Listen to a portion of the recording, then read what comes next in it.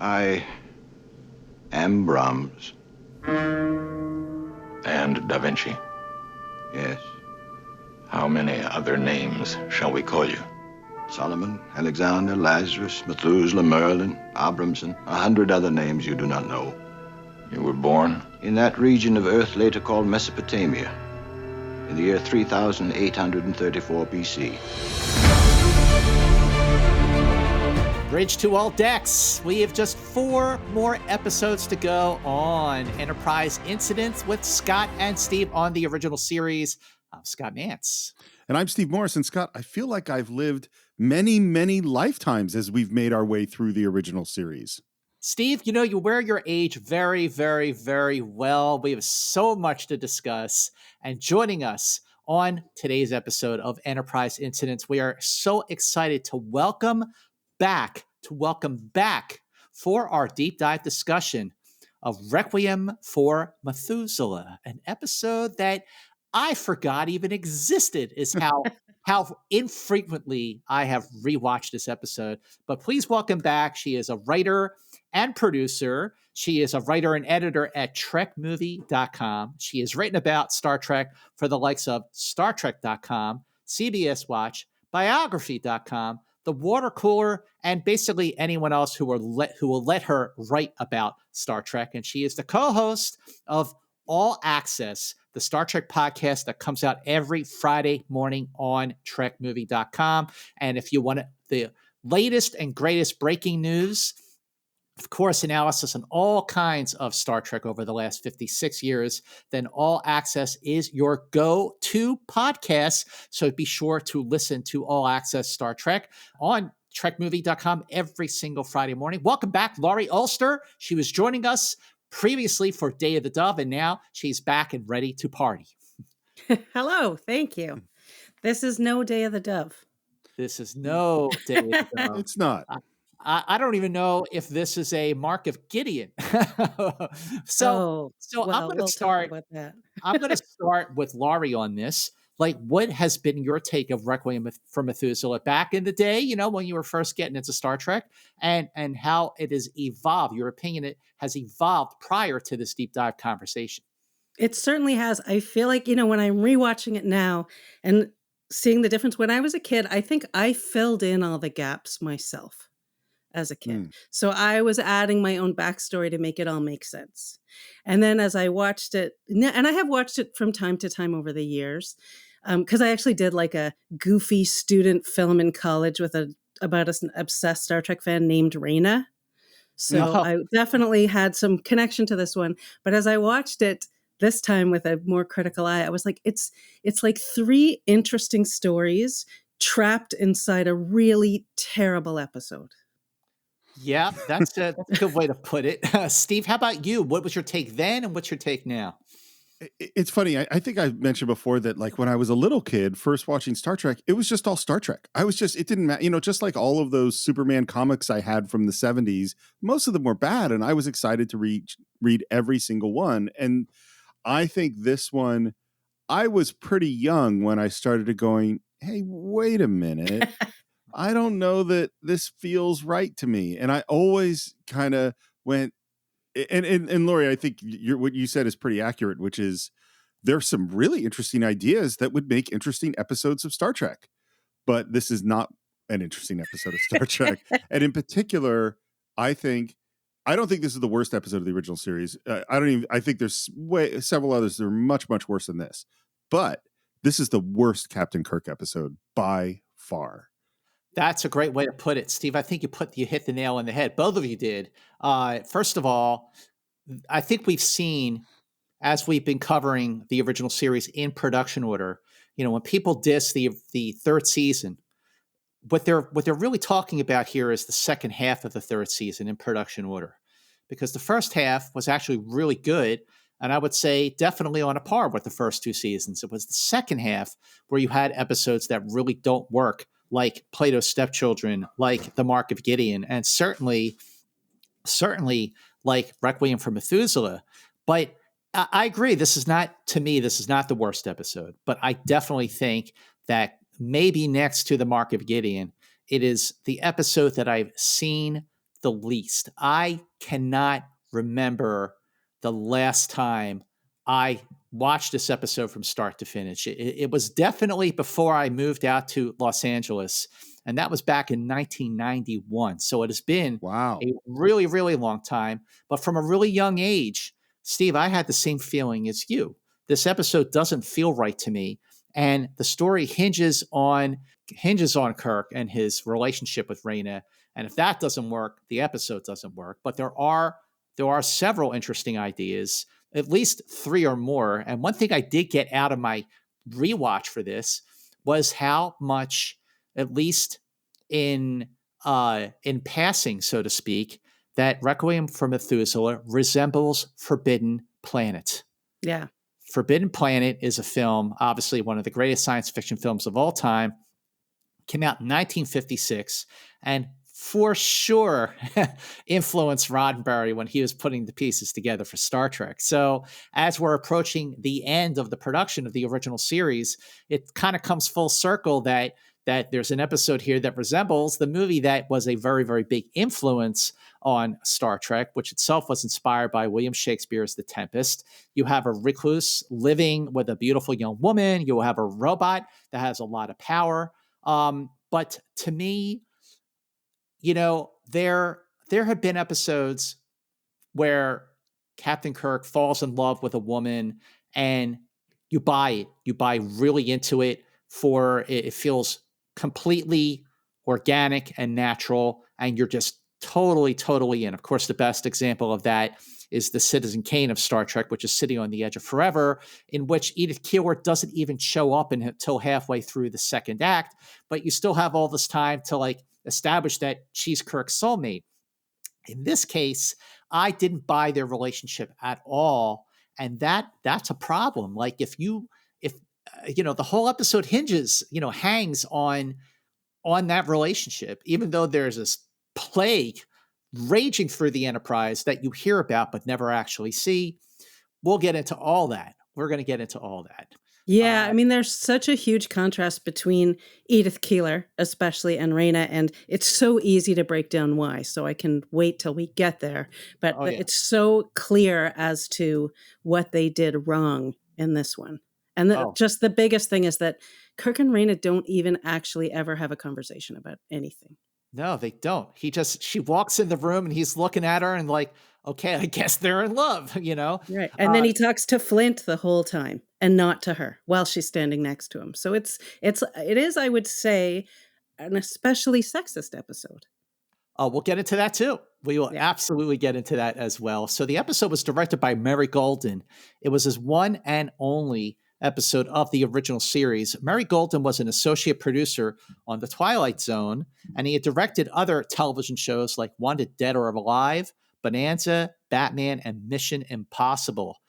It breaks my heart to say that I have so many problems with this episode because it's written by one of our favorite Star Trek writers. And of course, that is Jerome Bixby, who wrote Mirror, Mirror. Of course, he wrote Day of the Dove, which Laurie joined us on before, and I hope you listened to that podcast because that was awesome.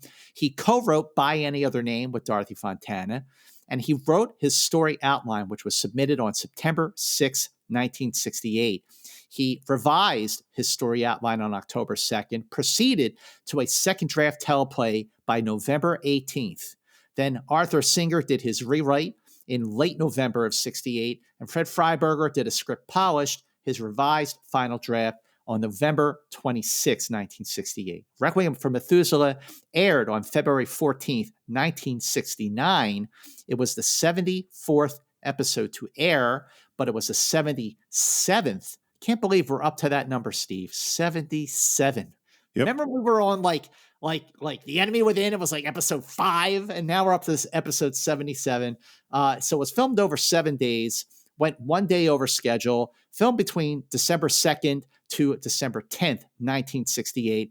Total cost for Requiem for Methuselah was $183,667, went about $5,000 over budget. So, as you said, it was filmed December 2nd through the 10th of 1968. we're almost at the end of 1968. We're moving on to 69 soon, which is kind of crazy. Yep. On December 2nd, NBC aired a 50-minute special that was taped in Burbank and was the most watched special in 1968. One critic described it as the most riveting piece of TV in broadcast history. Elvis. Yes, the comeback special. Yep. Well, and this is another music one. On December 6th, the Rolling Stones released an album. Do you know? I don't know what your Stones knowledge is. I'm going to say it was Beggar's Banquet. You are 2 for 2, Mr. Mance. 2 for 2. Well done. And of course, that contains the hit Sympathy for the Devil, which is one of the great, great songs of all time. On December 7th, NASA launched an orbital astronomical observer codenamed Stargazer. And it's interesting to, just read, like, we're talking today about these incredible telescopes that NASA has launched today. And this is one of the first telescopes to put out absolutely beautiful pictures of the cosmos. This is another music one, which is that on December 8th, Graham Nash left the Hollies to form a new band. And that was Crosby, Stills, Nash. And Young. That is correct. Well, first of all, so the Hollies are another underrated 1960s band next to the Byrds, which had David Crosby. But Stargazer, going back to that name, of course, Laurie can tell us the connection between Stargazer and some of the later Star Trek shows. Well, that was Picard's ship, man. Yeah. Yeah. There you go. That's Stargazer. And it's, of course, come back on Star Trek Picard. That's right. Oh, that's right. Yeah. And on December 9th, and this is one it's funny. I wrote this down over a year ago, and I was like, I have to remember that when we get to the date that this thing happened, that I talk about it, because it's one of my favorite events that geeky people, like computer geeky people, know about, but maybe other people don't, which is, have you ever heard of the mother of all demos? The mother of all demos. Never heard of it.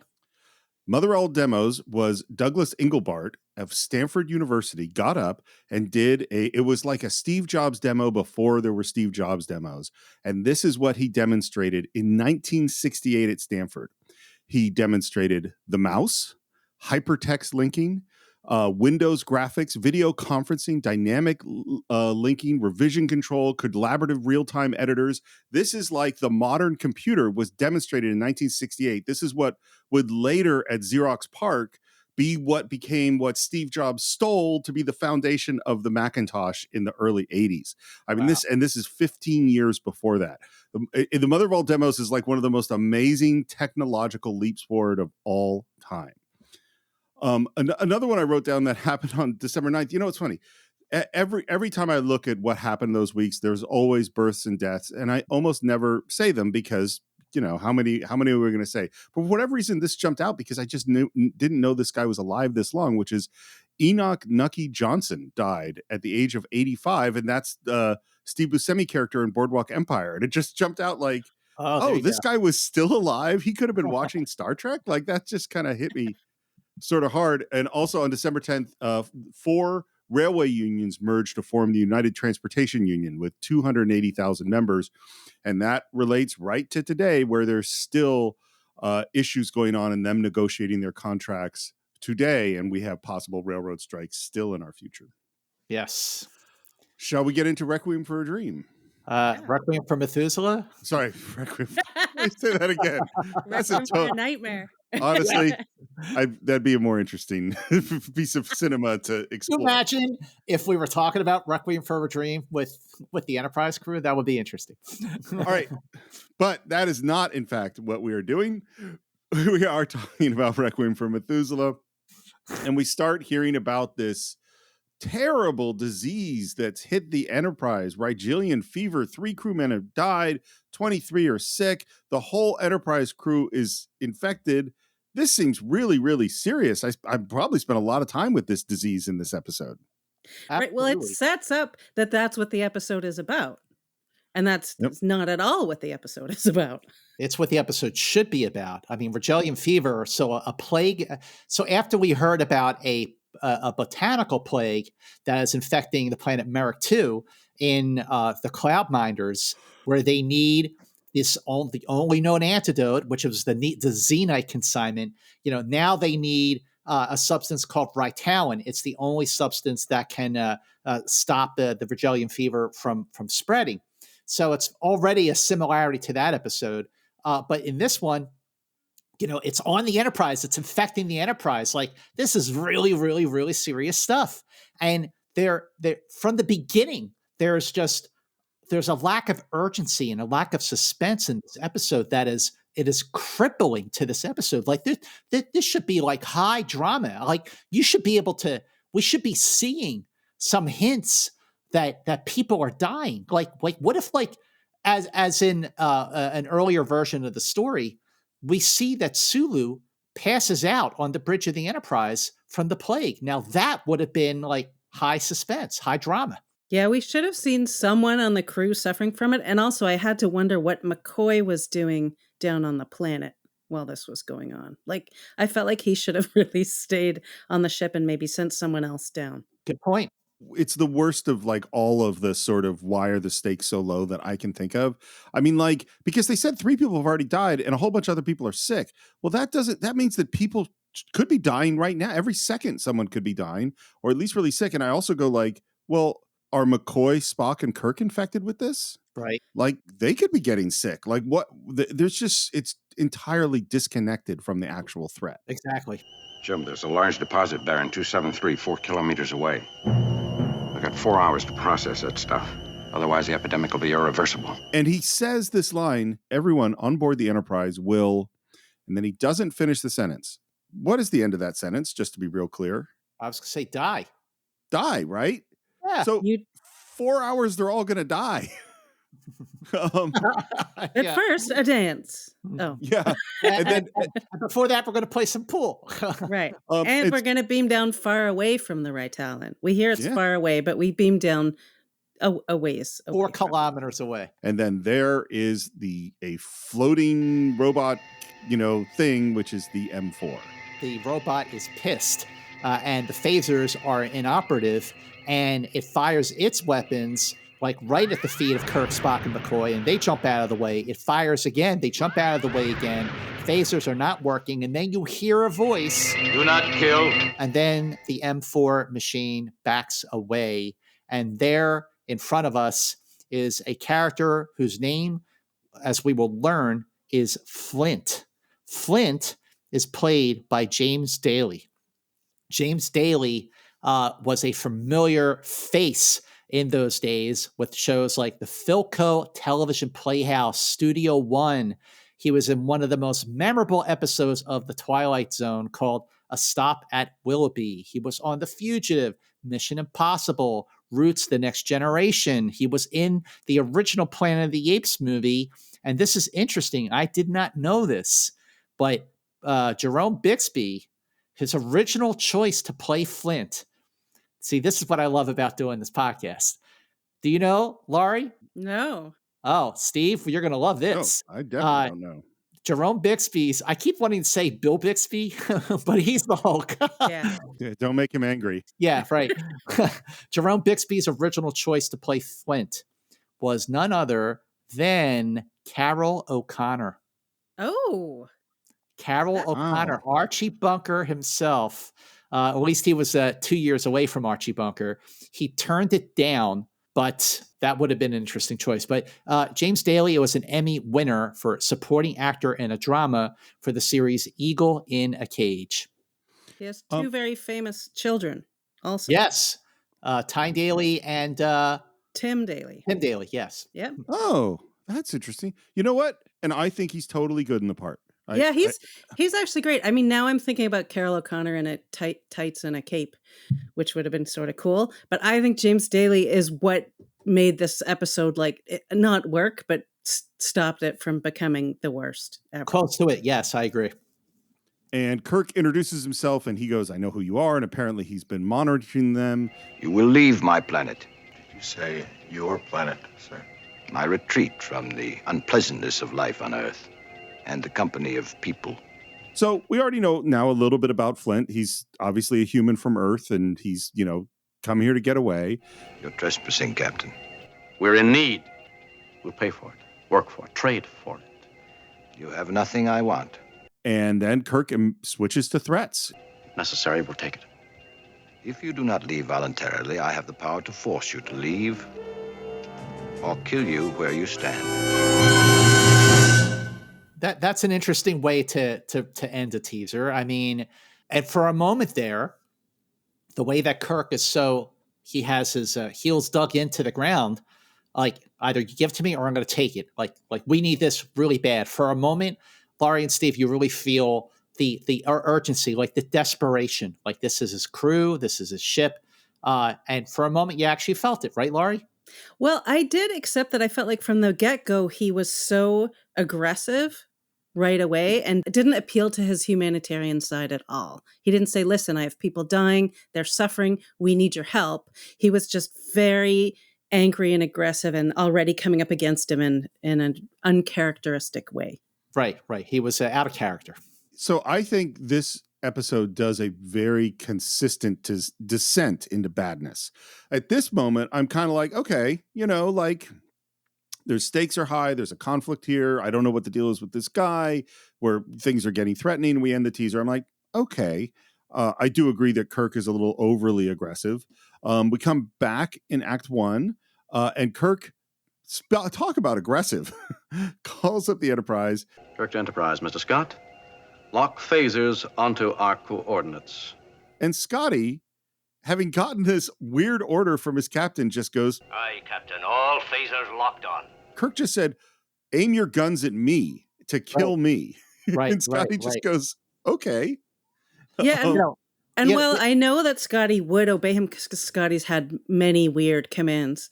Just a shift in the tone of his voice would have helped a little. When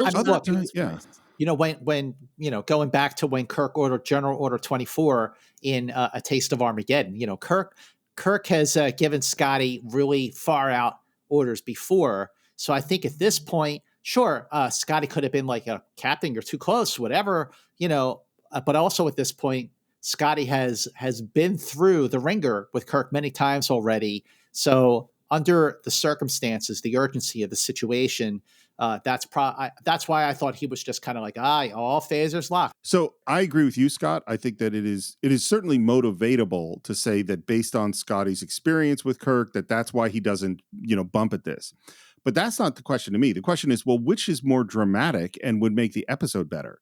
If Scotty just goes, aye, Captain, or if Scotty says, Captain, you want me to aim the phasers at you? And Kirk says, all of our crew is going to die in 4 hours. I need you to do this or we won't get the Ryetalyn. That's like a dramatic, or looks at Flynt and says, I'm willing to sacrifice my own life to save my crew.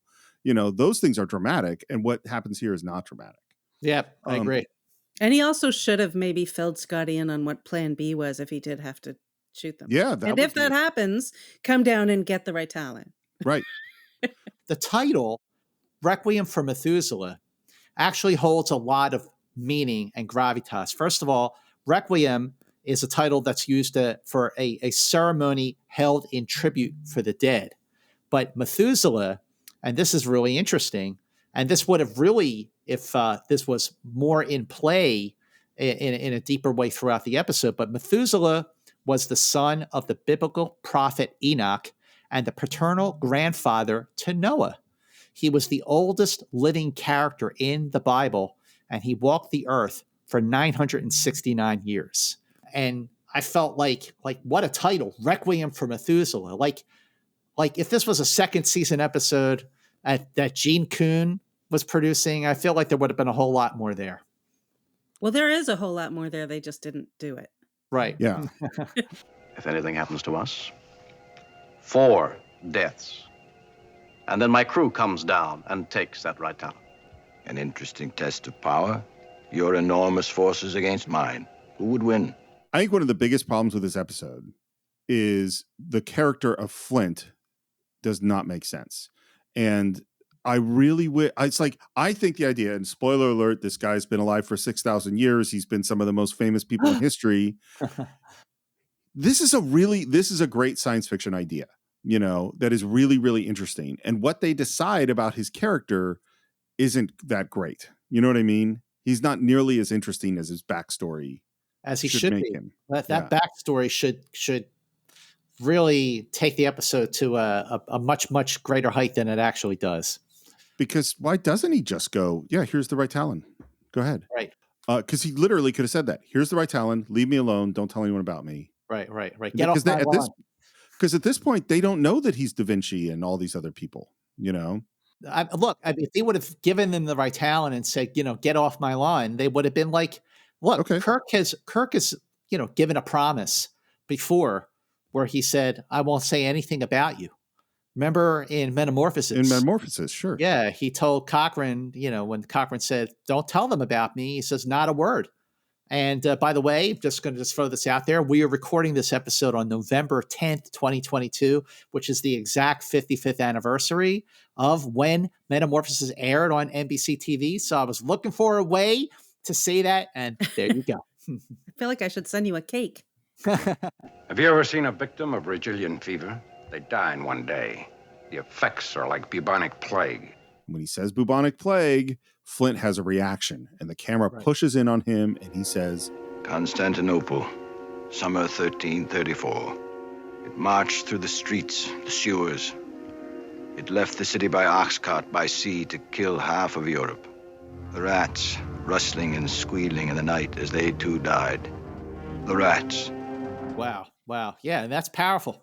I mean, it is, and I felt like this was Flint's big moment where we did, you could tell as he's saying it as someone who's remembering it. Yeah. And feeling the emotional impact of it, and that's probably like his best moment. Yeah, I agree. I think it's a totally great moment and super interesting. Are you a student of history, sir? I am. And I think at this moment, we're like, oh, what's going on with this character? It seemed like he remembered that. Like, this is a very interesting guy who is, I think the episode at this moment is working, Yep. I agree. Yep. You have 2 hours, at the end of which time you will leave. With all due gratitude. M4 will gather the Ryetalyn which you need. All right, let me just say this right here. Hang on a second. Okay. He just tried to have them killed with his M4. Says, get off my lawn, get off my planet, or I will kill you where you stand. Now he's like, hey, come on over. Want a drink? I mean, come on. Well, and what do you think should happen? Because I agree with you 100%. What should happen? Well, it's going to take a couple hours for them to get the Ryetalyn and process it.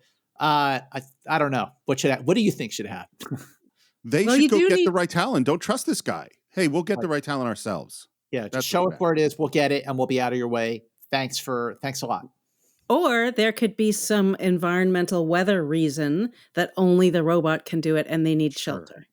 Yep. There you go. Right. Well, and the other thing is, at the moment before, when he says, get off my planet, was Flynt going to let them leave? No, he wasn't. He had a motive. I mean, we find out towards the end that he has a motive for one of them being there anyway. Well, I don't think he has that motive yet, though. I don't think he has that motive till later. And I think at that moment, he would have let them leave. The moment that he brings them inside and they see the paintings and the music and all the other stuff, he can't let them leave. And so that's where it just doesn't make sense. Why would you invite them inside? Because that means he has to kill them.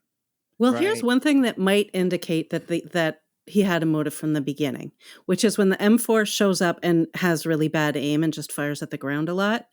And then, so on purpose, it's not killing them. It could kill them, and it's not killing them. Right. And he says, I've been monitoring you. I know who you are. So maybe this was his whole plan, was to make them think this and then give in as part of his weird plan. Like a guy who's been spending a lot of time away from people has a lot of time to think up plans. So maybe that's been part of his agenda the whole time. I spending time away from people. I during the pandemic, I came up with so many plans, lots and lots of plans. So what you're saying is that the idea of using Kirk to bring Rayna's emotions out might be in the very beginning. Yeah, well, using one of them, possibly. not knowing maybe which one from the get-go, but yeah. I mean, if he invited them back to his place, and I agree with your points on what he would have to do if he did that, maybe it was like, oh, okay, well, but But when we see Flynt engaging with Rayna for the first time, I don't think Flynt really had that in mind yet because he was still kind of keeping her hidden. So Yeah. maybe he didn't have that idea. He's inconsistent for sure. Well, and I would say too, if that was his plan from the beginning, then posturing with Kirk is the wrong tactic. He should say, "Oh, of course we want to help with your M4 can gather the Ryetalyn and please come in." And I don't want 400 people to die. That would have been a better tactic. Okay, I'm going to be super generous in this next analysis, which is that he was already, generous to the story and the way that it played out, was that he was already feeling the conflict of wanting Kirk or somebody to meet Rayna and also his jealousy. So he was wrestling with it already. But that's a very, very generous assessment. I think yes, I think it is a very, very generous assessment. And B, I go to, man, I think there were more interesting things to do with a person who's lived for 6,000 years than just someone who's kind of reactionary and posturing and then does or doesn't have a plan. And it just, this should be the smartest, most interesting guy we've ever experienced, and he's not. But we go into his place and we stay in a top-down shot, by the way, for a really, really long time. I have to say the directing in this episode is super weird. And there are a lot of really odd, heavy-handed, self-conscious shots that distract from the action that's happening. And that was maybe the third one already for me. But that one I thought was such a strange choice. Well, there is a reason for that. There actually is a reason. The overhead shot definitely struck me. And when I was doing my my research, apparently what happened was cinematographer Al Francis, who was now like the cinematographer for the third season after the great Jerry Finnerman moved on. So Al Francis was out sick for the first 3 days while they were filming most of their scenes inside, Flynt's home. So for the first 2 days of those 3, John Finger stepped in. John Finger was the director of photography for Gomer Pyle, which was the show that was clobbering Star Trek in the ratings in season 2.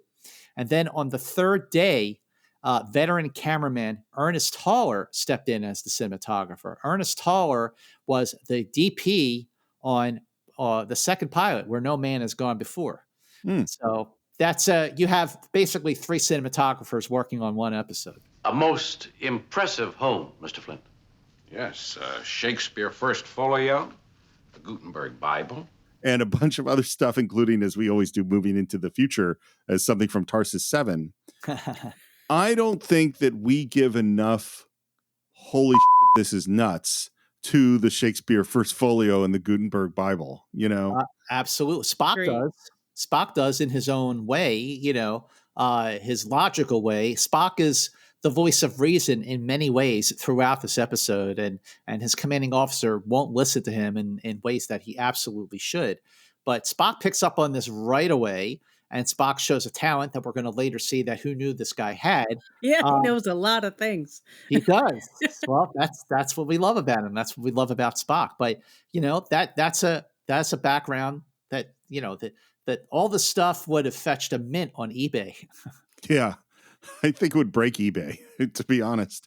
Spock to me is like a symbol of this episode in a way, because like I said, it's a good story trapped inside a bad episode. And Spock is keeps trying to get the good story out. And he keeps being ignored. I mean, from the very beginning when he says, I'm picking up a reading, and Kirk's like, I got no time for that. So he's constantly raising the question and constantly being ignored. And he says, be comfortable, and he's going to offers them brandy, and he's going to go off and work on the processing. Do we trust him? It would seem logical to do so for the moment. And I'm like, why? What has this guy given that you should trust? Your crew is going to die in less than 4 hours. I don't think you trust this guy. I don't think it's logical to trust him. I think out of desperation, they have no choice but to trust him. Not to drink his brandy, though. Yeah. Well, it sounds like it's really good brandy. By the way. It's really good brandy. But before that, we see Kirk on a flat screen, pretty cool for the time, on some very oldie time nightstand, which is sort of cool. And then we see this woman on a throne, or a very fancy chair watching.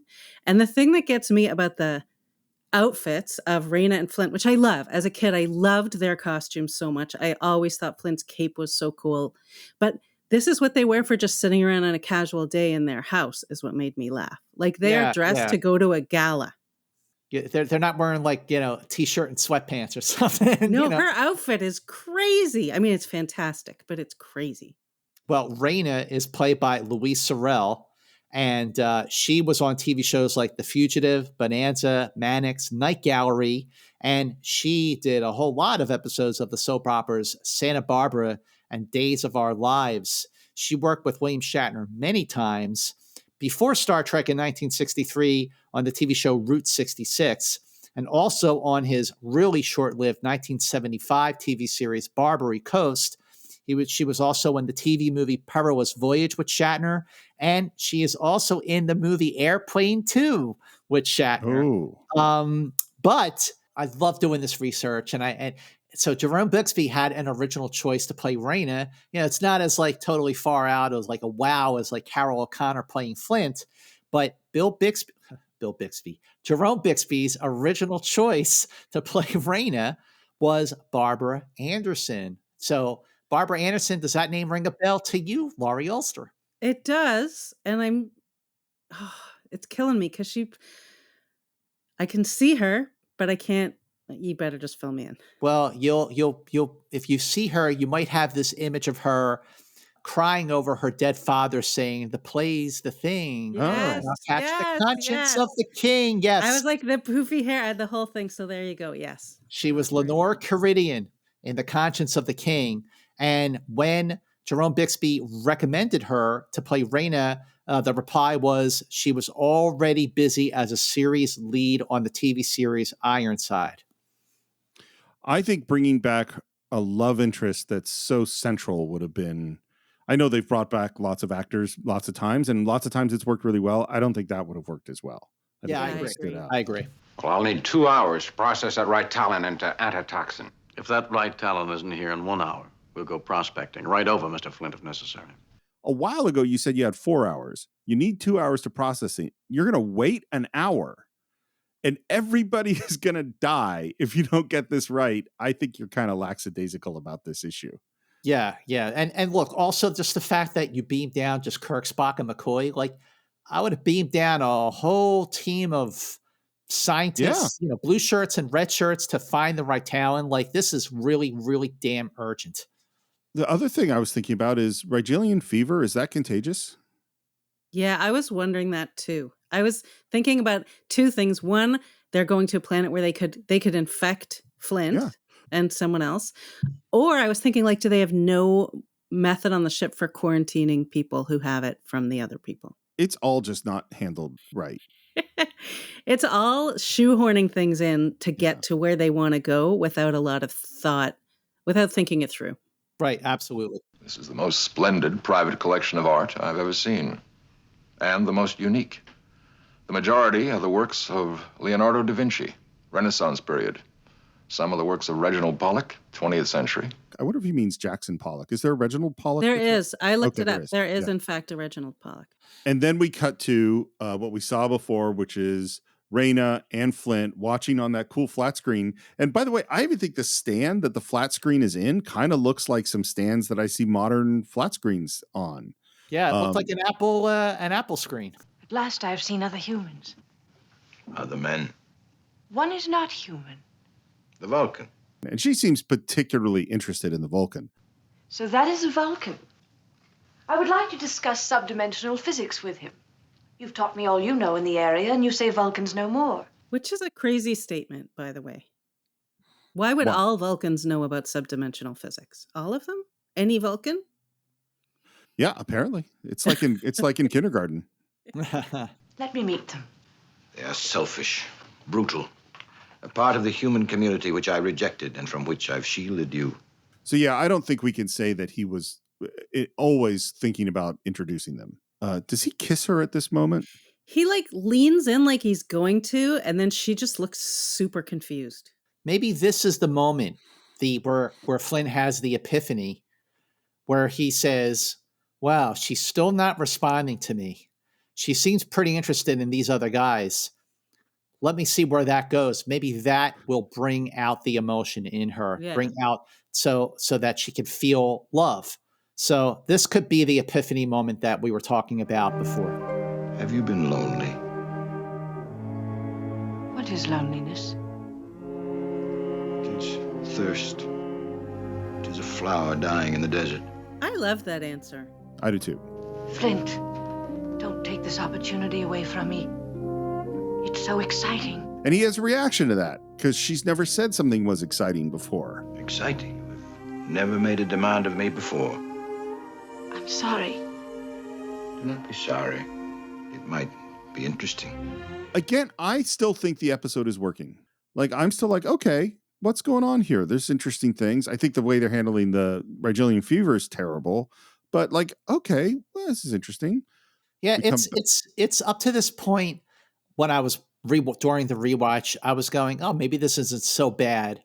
Even though what immediately struck me during this rewatch is just how blandly lit everything is. Yeah, that's and true. I mean, the lighting is just so completely uninspired. Everything is just like totally like brightly lit. There's none of that like canvas painting lighting style that Finnerman did to just make Star Trek look like no other series before or since.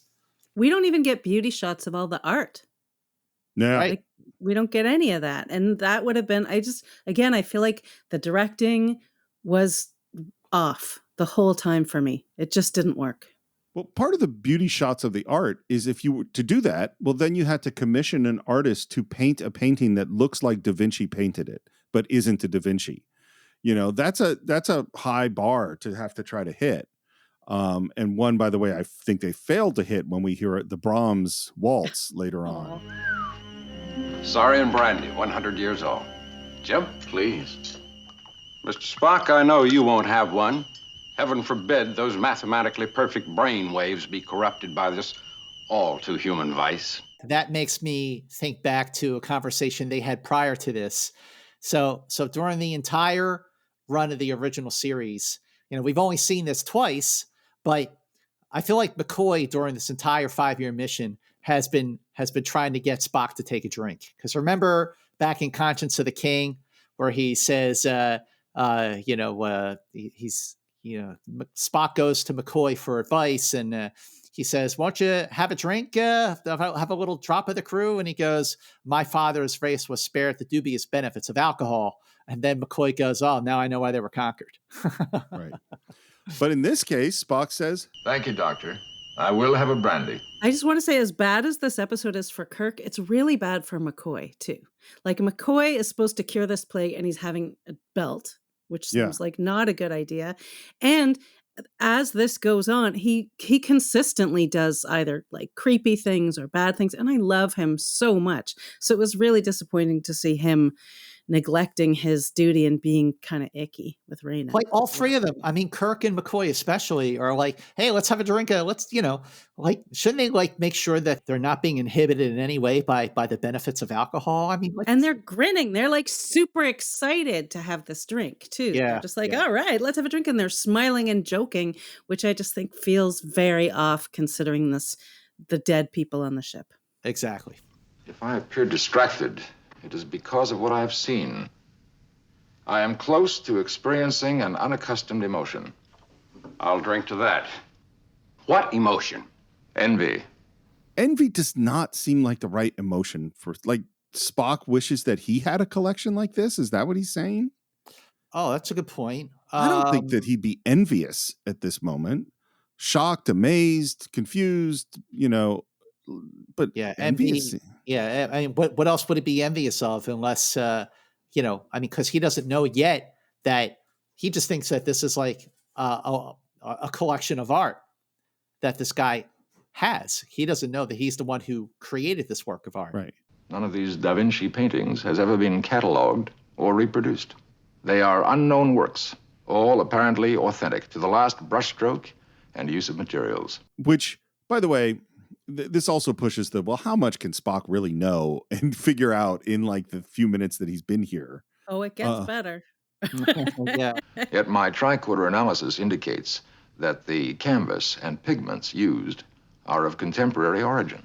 And literally just a second ago, he said how it was the same materials that Da Vinci used originally. So that doesn't make sense. This could be what it seems to be, or it could be a cover, a setup, or even an illusion. Did either of you think about Trelane at all in this episode? Oh, a little bit, sure. Yeah. Yeah. A couple times. But I think that I thought that Trelane's lair was much more stylized, and I think that Matt Jeffries, the art director, just and plus Jerry Finnerman lighting the scene. I definitely thought about Trelane's home. Well, and what's so funny is that the Trelane episode, it's so much more involving, intense than what we're feeling here. And design wise, I understand what they were trying to do, which is, okay, this is a super high tech environment that is decorated with ancient, beautiful art, and so it's a mix of the modern and the old. And I understand that's what they're going for, but I don't think it's that great. I don't think it works that well. And then they say, well, let's just enjoy our brandy. And then in comes M4 with a bag that it drops. And we go, yep, this is the Ryetalyn. And McCoy goes, okay, beam me up to the ship. We'll start processing. And I'm like, yeah, why don't you? Right. Yeah. Right. And Flynt comes in and says, no, M4 can do that a lot better than you. I would like to supervise that, of course. And when you are satisfied as to procedures, I hope you will do me the honor of being my guest at dinner. Thank you, Mr. Flynt. I don't think we have the time. I regret my earlier inhospitality. Let me make amends.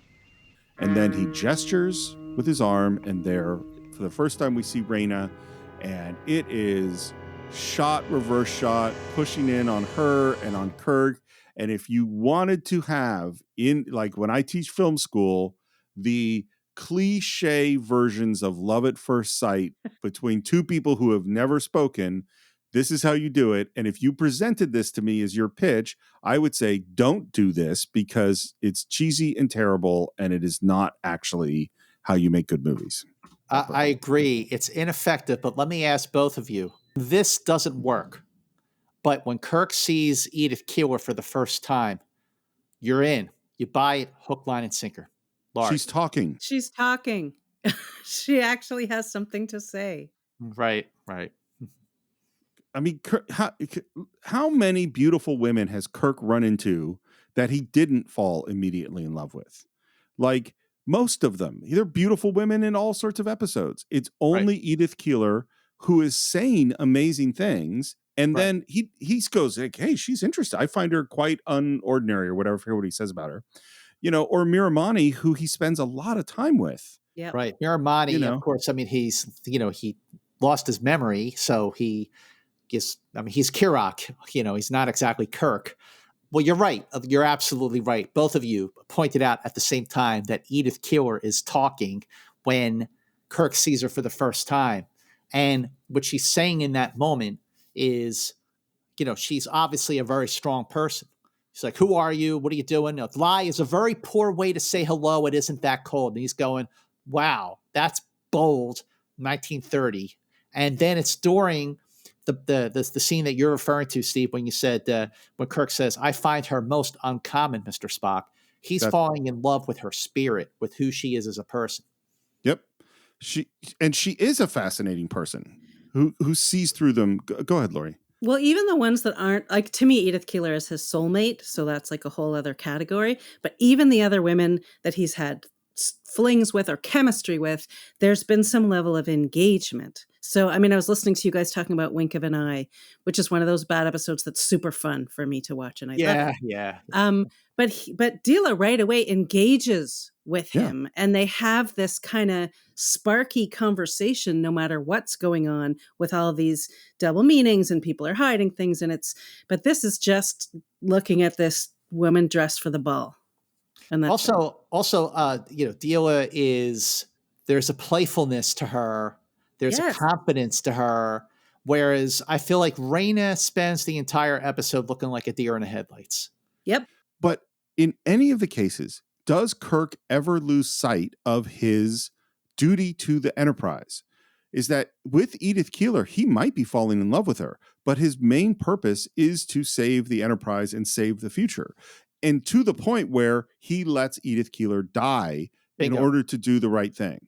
Exactly. And with some of the other characters, and whether it's, in Conscience of a King or Wink of an Eye or any of them, yes, he might be flirting with them. Yes, he might be have chemistry with them. Yes, he might even to some degree be attracted to them. But his goal is to do the right thing. And that is not what's happening here. What happens here is that we have a love at first sight moment. And from this point forward, Captain Kirk has forgotten his duty. He forgets his entire essential character established from all the way back at the beginning of the show. He's just like, man, I'm just so into this person who I haven't even talked to yet. From the very beginning of when I saw this episode, which was obviously, when I was like a kid, it rubbed me the wrong way just how out of character Kirk was. More than any episode of the original series, this is the one where Kirk is the most unlike Kirk. And by the way, the first time I saw this episode, when I was watching the original series at 11:30 at night on Channel 17 in Philadelphia, what would happen was at 12:30 on WPIX in New York, Star Trek would be on. But I was in Philadelphia, and on my, TV with the rabbit ears, I was able to get a good enough signal from WPIX in New York where the picture was pretty fuzzy, but the audio was perfectly fine. And I held my tape recorder up to the TV and I would tape those episodes too. But that was actually the first time I saw Requiem for Methuselah. I was watching it late at night with a good friend of mine. Her name was Elise Litt, and I had a big crush on her. But, she was my friend and nothing ever happened.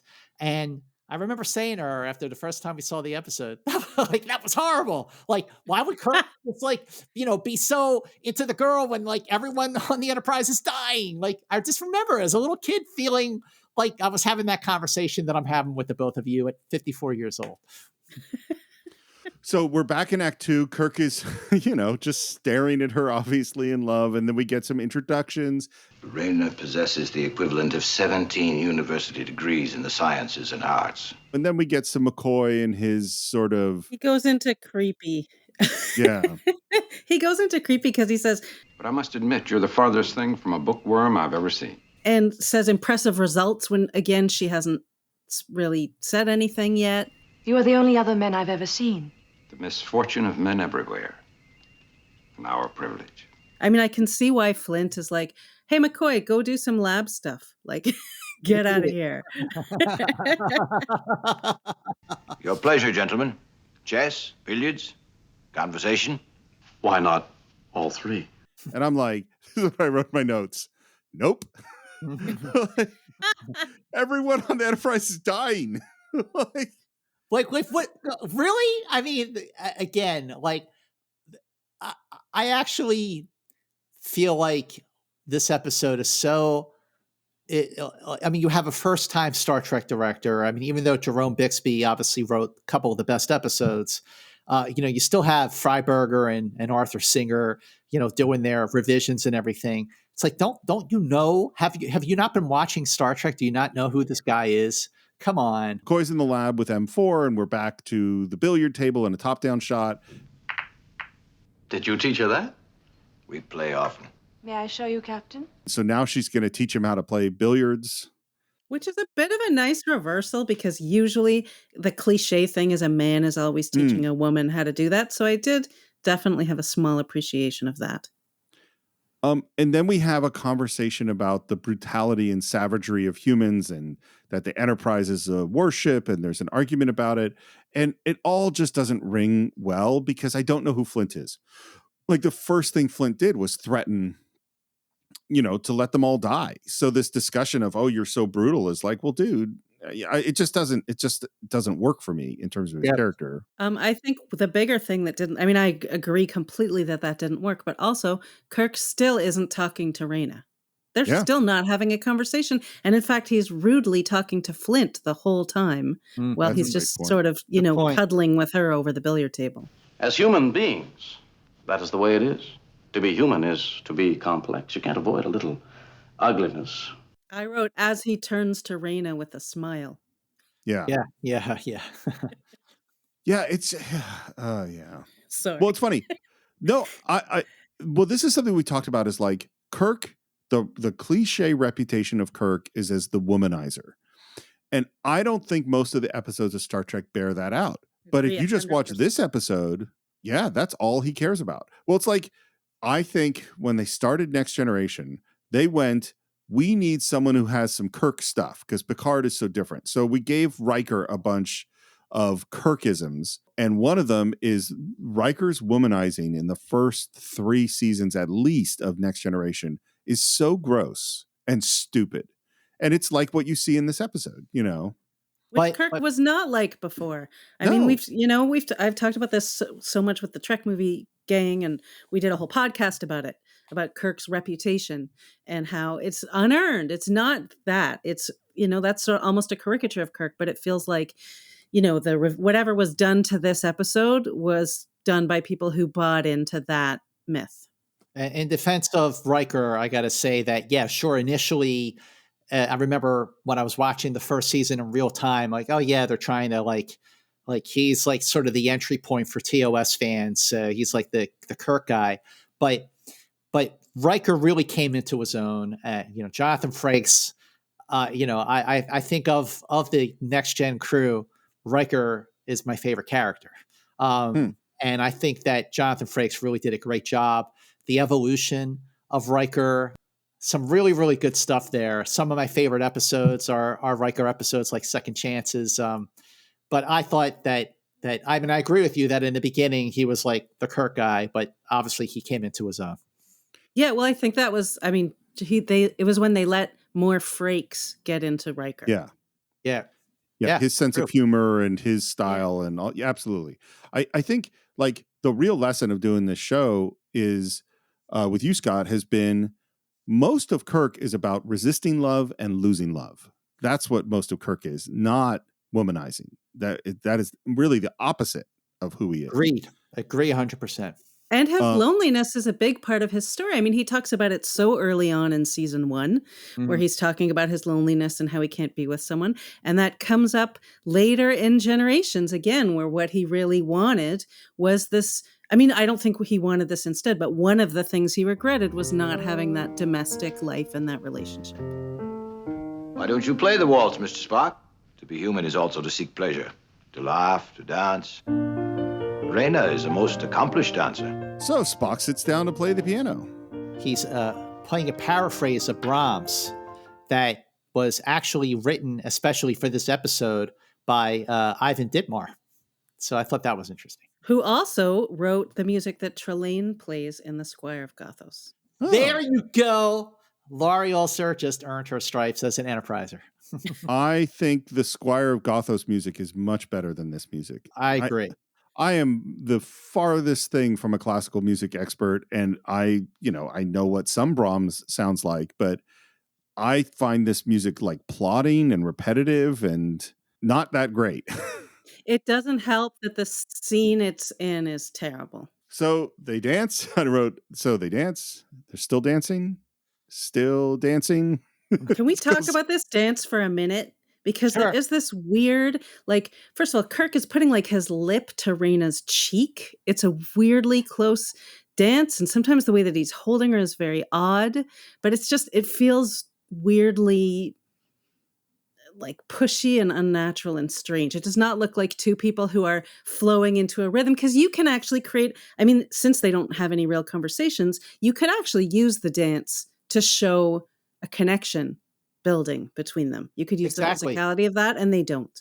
I don't buy anything about their relationship at all. And how, like, without that, you don't have an episode.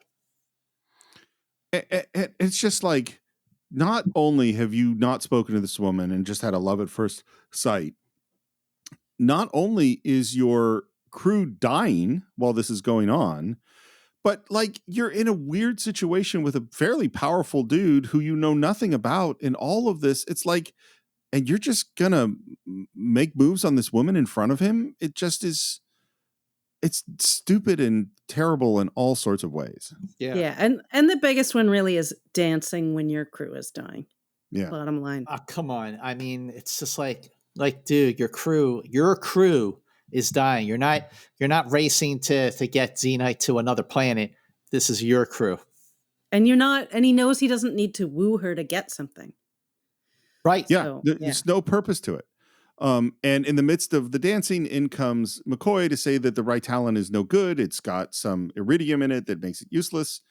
And we go, okay, we'll just go with M4 to gather some more. There's one other thing right before that, which is when McCoy walks in, Kirk just stops dancing, doesn't say anything to Rayna at all, and just turns to McCoy. So again, like if that's love at first sight, he's already treating her like they've been married for 70 years. I really go like, man, okay, we just blew an hour or something. We only had an hour. And, this is not, it's just the level of urgency continues to be ridiculously low. And now Spock is looking at the music and says, "This waltz I just played is by Johannes Brahms." Later, Spock. "Captain, it is written in manuscript. In original manuscript in Brahms' own hand, which I recognize." I think it's totally makes sense that Spock is interested in the music and art and all of this stuff, but the crew is dying. Like the fact that he's taking it should be all hands on deck. We should have beamed down 50 people to get Ryetalyn. Like this is just all terrible. But Spock recognizes Brahms' handwriting. Right. Yeah. Which is his own hand. A very specific piece of knowledge and very random for Spock to have. I get that Spock's always been into art and music. And I think his noticing of all those things is that he's noticing that they shouldn't exist. And he's trying to flag like there is something going on here. It's not just admiring art. It's saying there's something awry. There's two things here. It is a pretty funny moment when he says, "But I recognize his hand," or whatever he says. You're like, wow, Spock. I think I will go to the laboratory. There may be a way of reversing the iridium's effect and saving the existing antitoxin. Stay here. Wouldn't Spock be helpful for that? Exactly. But you stay here. And play the piano. All right. So first of all, two things. That original manuscript of Brahms would have really, really fetched a mint on eBay. Second, one of the Steve and I have talked about this many times about Spock is that, and this is something that I think works well in this episode, but not well enough to save it from its flaws, is that when we watch Devil in the Dark and we see that Spock is putting the pieces together, we see that Spock is on to something definitely more than everyone around him, but he's not like stepping forward and saying, "Oh, this rock creature is a mother protecting its kids," and he's also like in this case is not saying, "Oh, hey, this guy who did all this artwork is this guy." But we're seeing him put the pieces together, and he's not saying anything until he's sure. Spock is already suspecting that there's a reason why this is an original manuscript. He's not ready to come forward with this theory just yet. I think this would have been a much better episode if there was no plague. And I think it would have been a much better episode if it actually was from the beginning Flynt's plan to have Rayna interact with a human in order to bring her emotions out. And you eliminate, just get rid of, there's no plague. It's like Metamorphosis. Make this more like Metamorphosis, that he captures Kirk for this reason, to do this thing. Mm-hmm. Which would also give Kirk more of a reason to be spending time with Rayna and trying to gather information, which is not what he's doing at all. Or you have a more experienced director who has worked on Star Trek many, many times and gets it, who knows how to make the B story, which really the plague on the Enterprise should be the A story. It's the B story, but have that drive the suspense and the intensity and the edge of your seatness of it all further. Someone like Mark Daniels, who directed, the Doomsday Machine, or Joseph Pevney, who directed The Deadly Years, all that stuff with the Romulans and they're going into Romulan space. Like, granted, there's more of a dogfight aspect to all that, but at least you would have had a director who is really good with establishing that suspense. And the director of this episode just did not do that. Well, it's also whoever made some of the decisions in the writing, I don't want to blame Jerome Bixby because I feel like he probably had a smarter premise for it. But the whole 4 hours idea fails in so many ways. Yeah. Because one, they fall in love in 4 hours. We're supposed to believe this relationship is happening. And like Steve, you're right. Like when they lose an hour, they've lost an hour out of their 4. Yeah. And now they're down to 3. So that's why we're also sort of unhappy with the lack of urgency, because if it was a longer time, we could maybe buy that they were trying to figure something out and not neglecting their duties. Well, and what if there was a thing that they had to do that Kirk had to, like, what if it's like Metamorphosis and they're captured on this planet and now Kirk wants to get off of the planet and meets Rayna and they end up working together to escape, because she doesn't know everything about it. Like he's asking her about Flynt rather than having Flynt say things. He's having interactions with her and conversations with her. And then she's making discoveries on the way and he's discovering how intelligent and perceptive and all those things she is. And that's why he starts to be attracted to her rather than just like a love at first sight moment, Yeah, and better than the dancing, I kept thinking if they'd had like Spock and McCoy doing something, but we see Kirk and Rayna like animatedly chatting in the background, like something that shows them making a connection. Yeah, instead of this weirdly directed, swirly dancing scene. But we do leave Spock with the piano and Kirk goes to the lab and he's looking at colored bottles and he's looking around and there's Rayna. Well, first he watches her and kind of walks up behind her in a pretty creepy way. You left us. The room became lonely. It is a thirst, a flower dying in the desert. Which is, I like the bringing back our little bit of poetry. And then there's this door and he asks what's in there. And she goes, I do not know. Flynt told me never to enter. He denies me nothing else. Is he Bluebeard? That's what I kept thinking. It's totally blue. It's a totally Bluebeard thing. Well, it's also why is he keeping these bodies around? Because that's what's in there. Yep. Right. They're the older models of the replicants. No, and why do you have a secret room that you tell someone they're never supposed to go in? That just seems silly. That have bodies that say Rayna of 15, 16. You've labeled everything. I come here when I am troubled. Are you troubled now? I find Kirk's moves on her in this scene so gross. Because partially because her performance is nervous, uncomfortable, unsure of herself, afraid, indecisive. Right. That's what I mean. She doesn't have like she's not acting like a visionary trailblazer like Edith Keeler, and she's not really flirty like Deela from Wink of an Eye. Just as another example. Like there's like nothing to her. There's really nothing to her. Well, it's not just that. So there's two things here for me. One is there's nothing for Kirk to be attracted to because he hasn't met someone that's like those things you just described. There's also like, dude, the signs are not there that this woman is available for you to make some moves on. She is exactly the kind of person that you should give some space to because she is uncomfortable. Like, it's gross what's happening. I mean, in my notes when I was watching this, I wrote, he circles her, weirdo. Like he does this weird, he's physically very strange with her, and more so as the scene continues, where just the way he's holding her and the way his hands are on her, it's all just sort of grippy and weird and not romantic at all.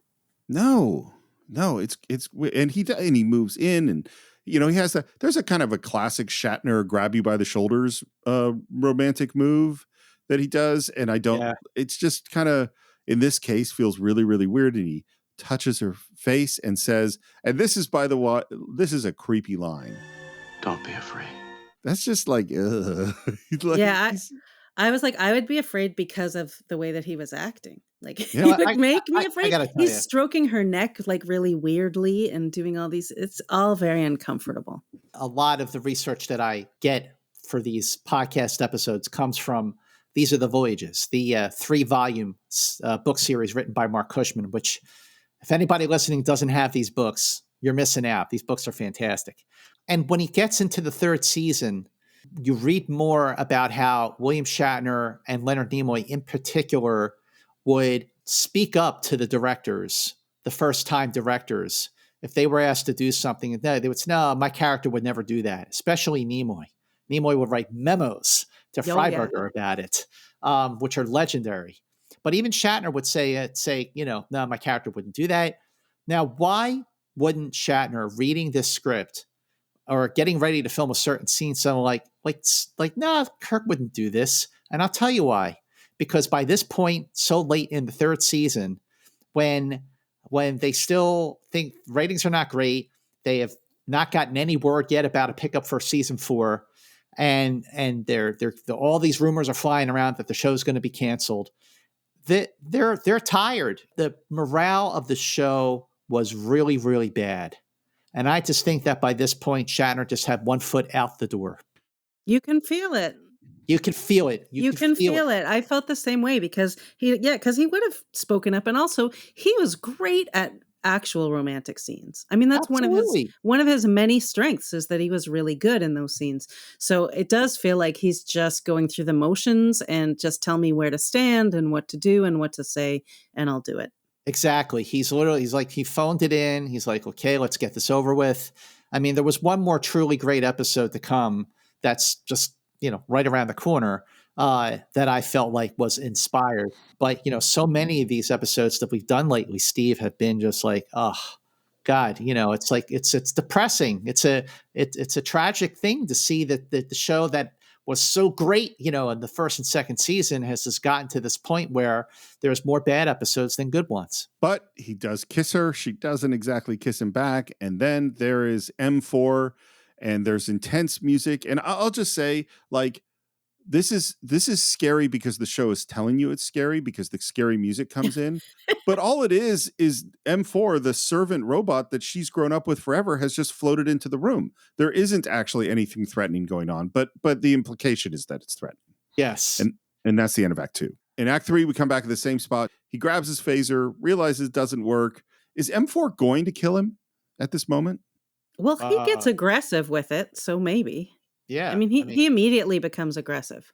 Because the thing is, if M4 was going to kill him, he would kill him. Yeah. You know what I mean?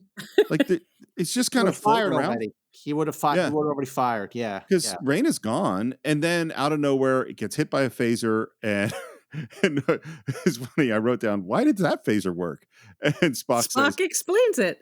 Fortunately, the robot did not detect my presence and deactivate my phaser. I'm like, well, that was lucky. Yeah. That felt like I almost thought he turned to the camera and told the audience that. That's what it felt like. M4 was programmed to defend this household and its members. No doubt I should have altered its instructions to allow for unauthorized but predictable actions on your part. Is the unauthorized but predictable behavior him making moves on Rayna? Yep. It thought you were attacking Rayna. A misinterpretation. If it were around right now, it would correct. And of course, there's M4 because we got another one. Yeah, that was like, I totally forgot about that moment. Like, oh, I just built another one. Like, it's so lazy. It's so lazy. The writing is so lazy. Well, he had all these parts of Nomad sitting around, so he had to do that. I mean, did he actually find parts of Nomad? That's what I always wondered. Maybe he found those parts floating in space. He was the other. M4 was the other. There you go. Be thankful that you did not attack me, Captain. I might have accepted battle, and I have twice your physical strength. And now Kirk, again, the weird posturing. In your own words, it would be an interesting test of power. And then he tries to, and it's interesting that he talks about how his systems operate automatically and not always in accordance with my wishes. And then he orders Rayna to come, and she does not come. And I'm like, oh, she's one of his systems that is not operating according to his wishes. I don't like the way he orders her around. The way he says it, it's like, I mean, you just met this person. You've been there for about an hour and a half. It's not earned at all. There's nothing convincing about Kirk's attraction. I mean, I'm going to just repeat what we've been saying. Nothing about this feels right. And with a different line delivery, that line could have worked better if it wasn't so edgy. Right. It's not, I am unhappy watching a behavior that I don't like. It is, I'm into this woman and he's like moving in on that space kind of thing. Exactly. Yeah, good point. And the thing too is like, my guess is at some point you two have gone to somebody's house and you saw people, a couple or a parent and a kid behaving in a way that you kind of didn't like. And in general, you don't make a stink about it in somebody else's house unless it gets really, really bad. You know what I mean? Yeah. Because you're in someone else's house, not much less the prime directive and stuff. I'm not saying it's that, but like, dude, back off. This is their house. Since we are dependent on Mr. Flynt for the Ryetalyn, Captain, I respectfully suggest that you pay less attention to the young lady if you should encounter her again. Our host's interests do not appear to be confined to art and science. Again, Spock trying to break out of the bad episode. He keeps trying to turn it into a good one, and it just doesn't work. You know, like Spock is just one step away from giving Kirk the smack that he gave Nancy in the man trap. Just snap out of it. You know, pay attention to what's really wrong here. Your people and your crew is dying. Report on the Raytalyn fever. Nearly everybody aboard has got it, Captain. We're working a skeleton crew and waiting for the Ryetalyn. All right, here's the thing. Here's what I got to say about. So now we're on the bridge of the Enterprise, and we see Scotty and Uhura. There's a plague raging through the Enterprise. They look just fine. Yeah. I know. Like, no, they here's look fresh out of another episode. Right, here's a chance. Like, okay, well, if we're going to go forward with the expense of firing up Stage 9 and lighting up the bridge and putting a couple of your regulars, like have Uhura stand up and faint, something that shows one of our beloved regulars has it. And a little sweat would have gone a long way. Nothing. We have still a greater mystery, Captain. I was able to run a tricorder scan on Mr. Flynt. He is human. But there are certain biophysical peculiarities. Some body function readings are disproportionate. For one thing, extreme age is indicated, on the order of 6,000 years. I totally think the guy who's lived for 6,000 years is a totally interesting science fiction Agreed thing, and I wish there was a good episode about it. Yep. And then we cut to Flynt and Rayna, who are watching all of this, and during this, they hear Spock say, "It's logical to assume that we are being monitored and that he is aware of our every move." Which what is the purpose of that scene? Spock saying that while Flynt and Rayna are actually watching him say that. We hear from Scotty that they don't have any information on Rayna either. Rayna, by the way, this is the first time we actually hear that Rayna has a last name. Kapec, Kapec. And Rayna's surname of Kapec came from the Czech writer Karel Kapec, who first coined the term robot. Yeah, I thought his name was Chapek. I thought it was pronounced that way, but maybe it's Chapek. Maybe you're right. Yeah. A lot of interesting elements that it's like a souffle that never builds. What hold does he have over her? Captain, I would suggest that our immediate concern is the Ryetalyn. Yeah. And I'm like, yes. That is your... No, and this time Kirk is sort of like, oh yeah, let's go find the boy. But then Rayna shows up and he goes, hold on, never mind. You go ahead. I'll catch up to you. I wrote down, idiot. It's just like, this isn't Captain Kirk. I don't know who this guy is. Yeah, I don't know who this is. Yep. Yeah. We talk so much about this guy being our hero and what makes him a great leader and what makes him so smart and how dedicated he is and compassion and sacrifice and all those stuff. Totally absent from this episode. I've come to say goodbye. I don't want to say goodbye. He puts his hands on her shoulders and getting romantic, touches her face, and I wrote down moron. He goes to kiss her again, and now Flynt is watching this. And it's like, Spock just told you not to mess with this woman multiple times.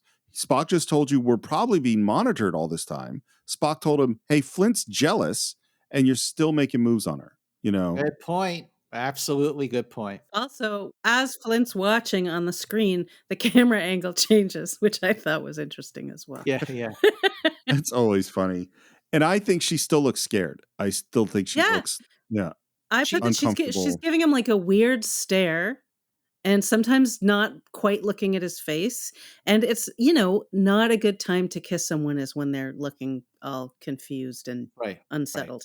I tell you, Spock, I was waiting for the robot to finish the processing, and the next thing I knew it was gone, and so was the Ryetalyn. Interesting. Obviously, Mr. Flynt is not yet ready for us to depart. Well, I think we'd better tell Jim. The captain wanted us to wait here. Well, this is pretty important. It's like, yeah. No, you should go tell Jim. And Kirk is now essentially, I mean, it's basically proposing. Come with me. I offer you happiness. Not buying it. He looks deranged. He actually looks a little deranged in this scene. He's saying, you love me, not Flynt. And it's just, and she's not really looking at him. And it's just a very, very strange and awkward and uncomfortable moment. I hate to say this, but there is no chemistry between Louise Sorel and William Shatner. Which is funny because if you read interviews with her about doing the episode, she says they had a history, they'd worked together, she loved working with him, and they had a great time. And none of that is on screen. She actually, as one of my parting quotes, which I'll read now because Laurie opened the door to it, Louise Sorel said, William Shatner was so damn funny. He's mischievous. We'd look at each other and laugh because he always looked like he was going to burst into laughter when you looked at him. And he was a bit of a flirt. He can't help it. So he flirted, but it was really innocent. He just loved the women. I mean, he got them every week. And I'm not sensing any of that at all. It's all the script. It's in direction to some lesser degree. But if you don't give actors good things to do, then it's real tough to have chemistry. And they've given her the role of you're nervous and unsure, which is not a good way to have romantic chemistry. And they gave him the role of you have, for no reason whatsoever, are 100% head over heels in love with this person. And assumed she feels the same way. He's decided. He's had no indication that that's how she feels. Yeah, she looks scared the whole time. Yep. So she runs away and he looks just absolutely broken. And it's funny, I said this when we did Mark of Gideon, that I felt like his being attracted to whatever her name was a insult to Edith Keeler and Miramani. This one's way worse. Totally. Because I don't, okay, he kind of said that he was into her in Mark of Gideon, but here he looks broken. He looks like my one true love is left. In 2 hours? When she's barely spoken. And we end up back in the lab and talk about the Ryetalyn not being there. And the tricorder says, hey, guess what? It's behind that door. Why did Flynt have the robot put the Ryetalyn back there? Why does he want Kirk to go in there? So that he'll leave and give her up. Yeah, but he doesn't want him to leave. He's not going to let him leave. Oh, yeah, right. Well, they hadn't decided that yet. Just kidding. It does feel like sections of this episode were written where they hadn't decided and then they didn't go back to fix it once they figured out what the path was. But they decide we're going to go through, and at first they think they have to, blast the door open, but it just opens. I shall get the Ryetalyn. Why you? And he tries to come up with lies, and now McCoy is kind of going, what's going on? Why? Get to the point, Spock, if there is one. I feel like at that minute, Spock is like, oi, McCoy, come on, I'm trying to do something here. Yeah. I feel like he's trying so hard, and McCoy, come on, man. And then, nope, too bad, McCoy's on Kirk's side. We go in, we find the Ryetalyn, and again, at this point, I'm like, yeah, you should beam up immediately. Like, what are you even waiting for? We have it, let's go. Or at least have McCoy go. And then we see a body under a sheet, and it says Rayna 16. And Kirk walks over, pulls back the sheet, and there is a bald-headed woman there, and he reacts to it. And then he looks around the room and sees Rayna 14 and Rayna 15 and all sorts of other bodies. And that is the end of Act 3. So we're coming into Act 4, and clearly what we are now realizing is that Rayna is an android. Rayna is a replicant. So back when we covered What Are Little Girls Made Of, there was a key moment in that episode where Kirk is hanging from like a cliff, and he is saved at a split-second moment by Ruck. Just in the same way that Batty saves Deckard, like he has a burst of humanity. Right.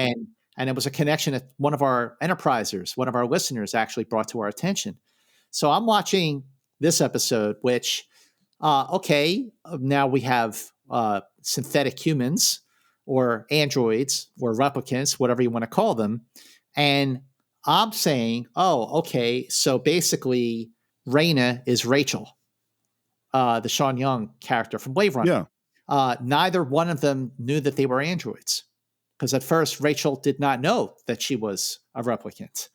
Then you have this whole thing going back to what a little girl's made of, like what it means to be human. That could have opened up the door to this episode in a whole other way, and that doesn't happen. I think the androids and emotions to androids and is this a human or is this not human and ideas of sentience, that's like classic science fiction ideas. It's great ideas. It's just executed really poorly. And the thing is, Scott, I didn't think about this until you just said it. But the thing about Rachel is that Rachel is only a year or two old. I don't know how old she is, but she has memories. Mm-hmm. Yeah, but she has memories that go all the way back to her childhood because she has implanted memories. Right. We just saw what Rayna's 15's body was. Was Rayna made as an adult like Rachel was? I think so. Yeah, I assume so. So she also has to have implanted memories. Correct. Yep. And here's the other thing is like Next Generation took what kind of worked about this story and made The Offspring, right? Yeah. So absolutely. Mm-hmm. And so they took like, I mean, she does know that she's created, but trying to figure out sentience and is she a person and is Data a person? And all of these questions raised in much more thoughtful ways than they are here. Here, the centuries of loneliness were to end. Your collection of Leonardo da Vinci masterpieces, Mr. Flynt. They appear to have been recently painted. And on your piano, a waltz by Johannes Brahms. And he says, and it's a dramatic moment.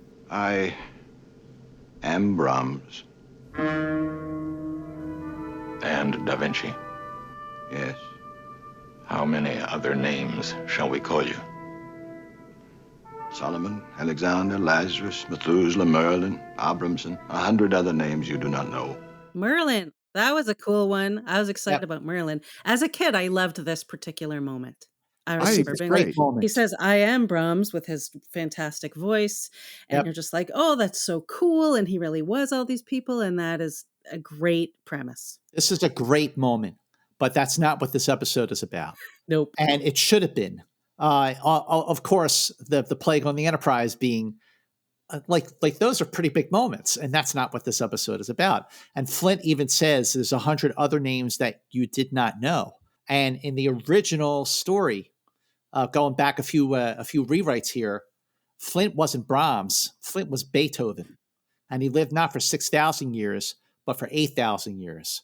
And that line where he goes, "I am Brahms and Da Vinci and Solomon, Alexander," Flynt also referred to himself as Moses, as Jesus, as Picasso. Regarding Moses and Jesus, Fred Freiberger was worried about backlash from religious groups, so he took out Moses and took out Jesus, which was probably wise. Although he says he knew Moses. Bro, yeah. Yeah. And also he took out Picasso because when this episode was filmed in late 1968, Picasso was still with us. Yeah. So he took that out. Everything he does here, I really like when he talks about how he was born, how he first died and realized he couldn't die. And you learn that you're immortal. And to conceal it, to live some portion of a life, to pretend to age and then move on before my nature was suspected. Isn't that a clash with being all these famous people? It would have been hard to pull some of them off. Yeah, you know? like it's one thing to be to live a life and move on, and it's another thing to live a very notorious life and everybody knows who you are and then move on. And I mean, if I were doing the research for writing this episode, I would try to find famous people who died in a way that wasn't necessarily identified. Sure. Yeah. Well, it's funny because there are two different versions of this later on that this reminds me of, which is, of course, Highlander, because that's how they live. And then also there's that character in the Sandman books who gets granted eternal life that Sandman meets with every 100 years. And again, those are much more interesting versions of what they're doing here that they just don't fill out all the stuff about it. I do like how he talks about love. He says, I have married 100 times, Captain. Selected, loved, cherished, caressed a smoothness, inhaled a brief fragrance. Then age, death, The taste through dust. You could see that this guy's a good writer when he is enjoying what he's writing, you know? Yeah, yeah. And that's why he did this, is he's trying to design the ultimate, perfect, immortal mate for himself. You cannot love an android, Captain. I love her. She is my handiwork, my property. She is what I desire. That's a weird idea of love. Yeah. Yeah. He's lived 6,000 years and he doesn't know what it means to love. And that's how he's treating Rayna. Does she know? She will never know. And the thought I had is that, man, this would be a really great moment to have Rayna watching all this on the monitor. Yep. Right. That's a good point. And Kirk's like, all right, let's go. Finally. And he goes, no, you'll stay. If you leave, the curious would follow. The foolish, the meddlers, the officials, the seekers. It's so funny because it's metamorphosis and it's all these other ideas, but this just doesn't work very well. Right. Yeah. Kirk tries to call the Enterprise, and the Enterprise and Flynt pushes a little button on a thingy, and the Enterprise disappears. No answer for Kirk, and he pushes another button, and there is a model Enterprise on the table. The 3-foot model that they use for filming. I mean, why not just use that versus just, building an AMT model? But this is the weird part. Kirk looks in the view screen. Everyone is so Kirk can see inside the bridge. I thought the view screen was like a television with a flat screen. Yeah, it's not supposed to be a window. Right, exactly. And the thing is, the way that model of the Enterprise, which is really cool, it's such a failure in terms of a special effect. That's not the Enterprise. You know what I mean? You would need really modern special effects to kind of pull off what they're trying to do. It is there's a model of the Enterprise. You know what I mean? Yeah. It'd wipe out 400 lives. Why? I have seen 100 billion fall. I know death better than any man. I've tossed enemies into his grasp. And I know mercy. Because the crew's in suspended animation, and he's going to put, Kirk and his guys back in there. You have been such men. You've known and created such beauty. You've watched your race evolve from cruelty and barbarism throughout your enormous life, and yet now you would do this to us. And I think McCoy's got a real good point. And I also think, I don't understand Flynt's character. I think it's just super inconsistent. Yeah. Mm-hmm. And I have another question. So if they're frozen, will he keep the Raytalyn around for when he finally unfreezes them? Because they all have this terrible disease. They have this disease. Yeah, it's a great point. At last, Rayna's emotions have stirred to life. Now they will turn to me in this solitude which I preserve. It's a really weird... Flynt's a horrible person, I think, at this point, in the way that he thinks about Rayna. I like to think it's the loneliness. It's the fact that he's just been on his own for so long, and that he's seen so much death and loss that he's just lost his perspective. He's lost his humanity, the humanity he wants her to have. Yep. He's lost. Mm-hmm. And that's when Rayna enters and says no. Now, are we still in the lab with all the Rayna bodies? I keep wondering that. It's shouldn't this be the moment that she realizes, there's something about myself I've just found out that I didn't know? Yeah. And they really don't. And it's that seems like that would be a big deal. You must not do this to them. I must. And now Flynt relents, I guess, and puts the ship back in orbit. So is he thinking he's going to let them go? Well, something's going to happen if he puts the Enterprise back up there. Sure. And Kirk he's getting somewhat crazed at this point. He says, You realize what was happening. You kept us together, Rayna and me. Because you knew I could bring her emotions alive. And now you're just going to take over. And again, no one's talking to Rayna. Flynt says, I shall take what is mine. We are mated, Captain, alike immortal. And if you're saying she's immortal, then what did you mean by she's never going to know about that she was an android? And this sentence makes no sense. You must forget your feelings in this matter, which is quite impossible for you. I don't understand. I don't know what that means. It doesn't make any sense. And then Shatner, with all of this intensity, goes, Impossible. Impossible. From the beginning, you used me. I can't love her. But I do love her. After 2 hours. 2 whole hours. I know. It's just... Where she's barely spoken to him. I know. I know there was definitely a trope for many, many years, and it's still sometimes in movies and TV where the woman, they just say that she's desirable and wonderful and she doesn't have to speak or prove it. But this is the worst example of that. It's certainly the worst in Star Trek, in the original series. Yeah. Because there are even a lot of the women And Scott, you can name all the names, and I'm not good at it, but like whether it's in Court Martial or in Shore Leave, they're all interesting. Well, Yeah, Ruth. How about see, I this knew one? you know all the names. Oh, Ruth, I thought was super boring, and I didn't really understand that one. But how about let's talk about McCoy and Natira for a second, because they fell in love very quickly, but they had something going. I bought it. They had a connection. He was in a certain place in his life where he thought he was dying. She was the leader of her people and proved to be an amazing leader and a very thoughtful person who was able to think beyond the limits that were imposed on her. And so that connection, I was like, that makes a lot of sense. I totally buy it. But these two, as I said, and as we keep saying, they never even ever had a conversation. He never asked her what she thought about anything. Yes, I agree. Yep, you're right. I mean, at least like what kind of movies do you like? Do you like Chinese food? You know, that kind of stuff is like what you should talk about. But and Flynt, who we said has twice his strength and his 6,000 years of battle experience, now just totally loses it and attacks Kirk. And they have a terrible, terrible fight. They have a terrible fight. And Flint's cape keeps getting in the way. Like he has this very long cape and he has to keep flinging it out of the way. No capes. I want capes. I cannot be the cause of this. I will not be the cause of this. And Spock and McCoy are just watching. Stop! I choose where I want to go, what I want to do. And you can see she's going through a lot. And what's funny is it's very much what Mira Romaine is saying in Lights of Zatar, where she's saying, no, I choose. It's my life. I choose who I want to be. Yep, sure. And so in this weird way, I think when they made this, they thought of this is like a feminist story because it's all about the woman taking ownership of her life and saying that I get to choose my own destiny. But structurally, it's kind of the opposite of that story, you know? Yes. Rayna! No. Do not order me. No one can order me. And then, again, just to prove this point, is then Kirk has the longest monologue. She's human. Down to the last blood cell, she's human. Down to the last thought, hope, aspiration, emotion, she's human. We're all just talking about her. He's also not even looking at her.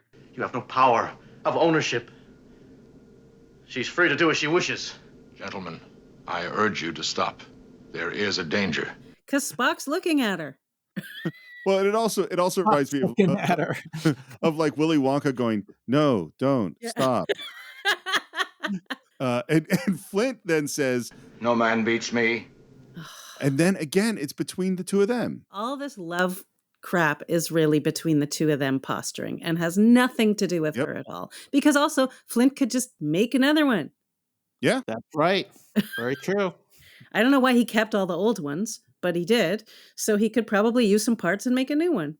Well, I also had, this is a totally dumb thought, but like, so he kept all the old ones. And then Kirk has just said that she's human down to the last, blood cell. It's like, does she have blood cells? And if so, are the dead bodies in the other room kind of stinky? Like, like what are they made out of that they've just been sitting there forever? And she claims the human right of choice to be as she wills, to do as she wills, to think as she wills. And then both of them try to order her around. Yep, exactly. Come with me. Stay. I was not human. No. I love. And she looks to Kirk. I love. She goes down. I feel like Michael Scott does this on The Office. There's an episode. Oh, yeah? Carell does, where I learned how to love, and then acts like he's dying. That's hilarious. We joked for this whole show about McCoy's terrible doctoring. This one was, I think it might be the worst. Yep. Where he just goes over there, touches her neck and goes, yeah, nope, she's dead. Well, he checks for a pulse. She's an android and he checks for a pulse. Yeah, good point. Well, and like Flynt built her. Yep. Like maybe he might know how to do something. There was not enough time for her to adjust to the awful power and contradictions of her newfound emotions. The joys of love made her human, and the agonies of love destroyed her. Deep stuff, guys. Deep stuff. Deep stuff, Too except bad she the never episode- looked joyful, and she didn't really look that agonized. She had that same deer in the headlights look on her face the entire Yeah. like I just never for a minute bought anything that Kirk was feeling for her. None of it. Nope. There's a weird thing that happens in acting, and I think it definitely happens with Shatner. It's like, okay, I'm not buying it, therefore do more of it, therefore be more intense, more emotional, and then maybe we'll buy it. It's like, no, because it's not structurally set up for me to buy it. The more emotional you get, the less I buy it. Right. It actually ends up having the opposite effect. It's something Leonard Nimoy was really, really good at. Yes. We're back on the Enterprise. We're in Kirk's quarters. He's looking sad. Hey, guess what, guys? The epidemic's all fixed. So good job there. And Kirk says, Very old and lonely man, and a young and lonely man. We put on a pretty poor show, didn't we? Only I could forget. he puts his head down on his arms and apparently instantly falls deeply asleep. And no matter what else happens in that room, he is sound asleep. He's out. Right over his head. Yep. And McCoy comes in and goes, oh, thank heaven, sleeping at last. Because you could just look and tell that he was asleep. And what we find out is that it ends up that Flynt is finally dying because he left Earth, and that he's going to devote his life to the betterment of humankind, which seems great. And they're just talking with the Kirk asleep 3 feet away from them. And then this moment is so weird. And we've talked a few times of where McCoy's ribbing of Spock or conflicts with Spock just become him being just a complete jerk. Yeah, and like right now. You see, I feel sorrier for you than I do for him. Because you'll never know the things that love can drive a man to. The ecstasies, the miseries, the broken rules, the desperate chances, the glorious failures, the glorious victories. All of these things you'll never know, simply because the word love isn't written into your book. You forgot about Spock hanging from a tree. McCoy obviously forgot what happened on Omicron City 3 when This Side of Paradise, when for the first time in his life, he was happy. It's terrible. It's just me. It's mean for no reason to be mean at this moment. Oh, while your best friend is sitting asleep 3 feet away from you. But then they say goodnight, and McCoy, as he's leaving, says what Kirk said when he put his head in his arms. He says, I do wish he could forget her. And Spock's alone with Kirk. He slowly walks forward, puts his hand on his face. The camera pushes in, and Spock says, Forget. First of all, so presumptuous. Like super invasive of Spock to decide to do that. So if I look at it as isolated, I just go, it was a really weird choice for Spock. It was very presumptuous. He shouldn't have done it. Who knows how much? What did he remove? Just the love, the whole event? We know it wasn't the whole event because Janeway actually talks about Kirk having met Da Vinci. So he obviously does tell people about this at some point. But wait, so Kirk broke his promise and told people he about did this? Because Kirk says he met Da Vinci. There's an episode where she says that. But, because Flint's dying anyway, so I guess that makes it okay. But if you want to string it together the way that you guys do and sort of try to create some sense of why Spock makes this very, very bad choice, then you could say what McCoy said to Spock could have reminded him of the guilt that he felt when he cured Layla of the spores and himself of the spores. And he saw how Kirk was devastated after Edith Keeler. And so maybe in some way he's putting all these things together and thinking, yeah, I can spare him this. But honestly, it's not an okay thing to do. I think when I was doing my rewatch and Spock makes this choice, especially after McCoy is just told him, you'll never know, you'll never understand that. I think that Spock thought of definitely This Side of Paradise, his own feelings of when he actually was able to feel love and be happy for the first time. And definitely because of the anguish that he felt when they came back through the Guardian of Forever.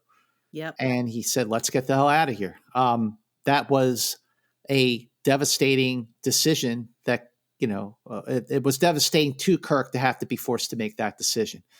And, I think Spock's heart was in the right place, even though it's a little lower than ours. But yeah, I don't know if I agree with.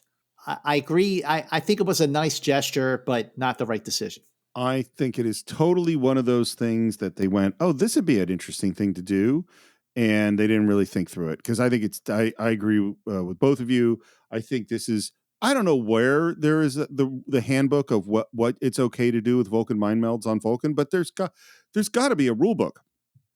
And without consent, going up to someone and erasing a piece of their memories, that seems like a seriously breaking the rules, first of all. Second of all, again, I go to this, it's a disservice to the other loves of his life that I took much. He didn't ask to forget Edith Keeler, like he was going to live with that memory. And I think, going to Star Trek V, but I think this moment of Star Trek V is really connected to a lot of the original series, which is I need my pain. Right. Is that Yes. that is a central element to Kirk's philosophy, is that the hard stuff in life, whether it's the speech at the end of This Side of Paradise, that the hard stuff, the struggles, that's what makes you who you are. And Captain Kirk is a guy who's done the right thing over and over again, despite the fact that it hurt him personally. And so this moment, it just is wrong in every single possible way, I think. I agree. Agree 100%. Everything has that same feeling, which is we want to do this, like the writers and producers. Here's what we want to do. And we will fit everything in a way that doesn't work to get to that thing we want. Instead of saying, oh, you know what? This doesn't really work. Let's figure something else out. They just go, we'll just say this. We'll just have him do this. Because it doesn't make any sense. We know the 2-hour love affair isn't big enough to warrant even a conversation about doing this. I agree. I mean, I just feel like the not watching this episode in a really, really long time, when I've gone back to do a rewatch in episodes that I haven't seen in a while, there are some that I really, really liked a whole lot more, especially after our conversation, Steve, like Return of the Archons and Miri and the Deadly Years. I mean, I like those episodes anyway. But this one I thought, well, maybe, it's really been the longest time. And if anything, because I have a much more critical eye on things, especially after doing this podcast, it was so glaring just how there are so many swings in this episode that the mighty Casey struck out. Do we have other quotes from some of the people that worked on the show? Well, we did read one already from Louise Sorel, but Jerome Bixby, who wrote the episode, said, I always wanted to do a story about a Neanderthal who found himself gifted with immortality, who lived up through the present day, learning through his enormous lifetime, mastering the arts and sciences through philosophy. I was very much pleased with it when I first wrote it. But he did write it after that, didn't he? Wasn't like his final work? That was his last of his fourth of 4 Star Trek episodes. No, I mean post Star Trek. What did he do? He wrote. Oh, the man, the last man on Earth, or something like that. Yeah, but it was like it was the same kind of flinty sort of premise. Yeah, that's right. He did write. It was a movie, a TV movie, or something. I forget the name of it, but it was a similar sort of thing about a Flynt type of character. But Steve, what are your final thoughts, or were those your final thoughts? So when I was in film school, one of my teachers was Charles Rosen, who was the showrunner on Beverly Hills 90210 back in its heyday. And Chuck said a thing, and it is like, I should have it in a plaque in front of my computer at all times, which is execution is everything. Is that people tend to think that here is this amazing idea, and you're like, oh my God, that'll be a great movie. And it's like, that doesn't matter. Amazing ideas are a dime a dozen. And there are a bunch of great ideas in this episode. Execution. How do you do it? Every line, every camera angle, every bit of performance, every bit of music and sound design. That's what's going to make the things good. The idea doesn't matter. And so the fact that we're dealing with sentience and androids and emotion and immortality and art and all of these, and true love and all these things, those are great, great elements to make a great show. But it's the writing and the acting and the directing and the editing and the cinematography. And that's actually what will make it a good show. And that good stuff does not exist in this episode. It's so funny because I made a note about the things I remembered most strongly about this episode from my childhood and why I did used to like it. And I wrote four things down. One was I am Brahms, because I always loved that line. One was Spock figuring things out, because I enjoyed all the moments where Spock was like, look at this is crazy. The room with the bald Raynas always stuck out to me, and I thought was cool. And Flint's cape was the fourth thing that I wrote down. But you could have, if you could keep those four things, including the cape, and have a great episode. And they didn't. It's everything that you just said. It's the dialogue isn't good for the most part, a few exceptions. The directing isn't good. The choices aren't good. The story isn't good. The pacing isn't good. Everything. It all is just poorly executed with these great ideas that were used again in Star Trek, that have been used in Star Trek more than once and in sci-fi more than once, because they're intriguing.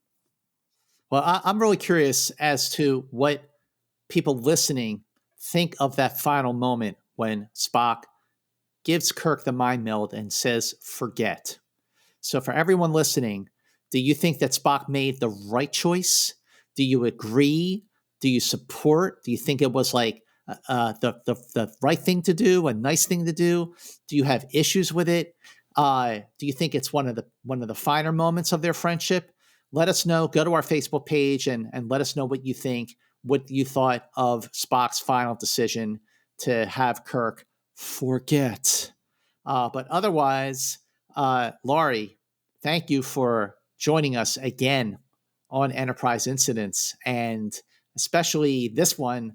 Thank you for your insight and your knowledge, and for making the time to rejoin us again before we we're about to wrap up the original series. But where can people find you on social media? I'm on dying Twitter. It's so sad. I love Twitter. I love Twitter. So I'm still there. I'm Floobish, FLOOBISH on Twitter and Instagram.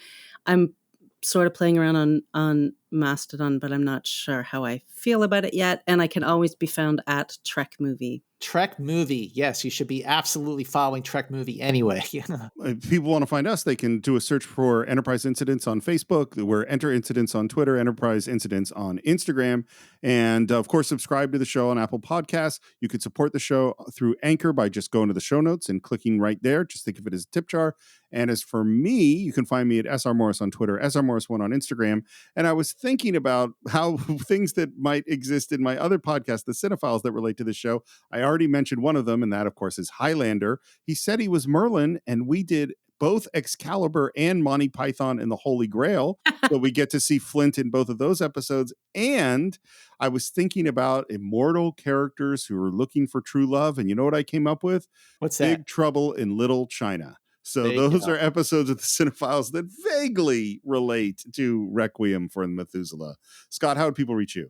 You can follow me on Twitter and Instagram. Twitter for the time being anyway, at MovieMans. And like Steve said, make sure you go to our description on the various platforms where you can listen to Enterprise Incidents and support us. Support Enterprise Incidents. You can do it for as little as 99 cents a month, as much as $9.99 a month.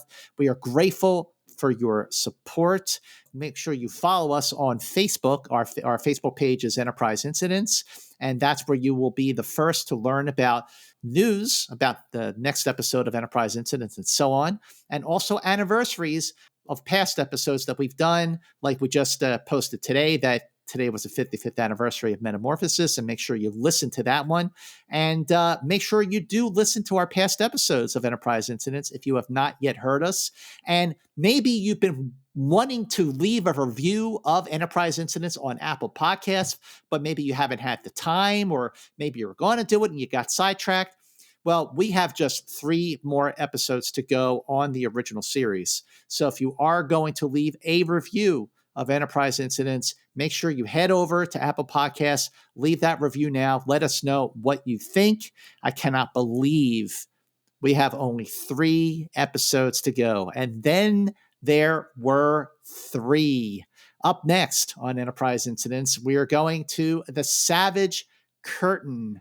Savage Curtain is the next voyage on Enterprise Incidents. Join us, and until then, keep going boldly.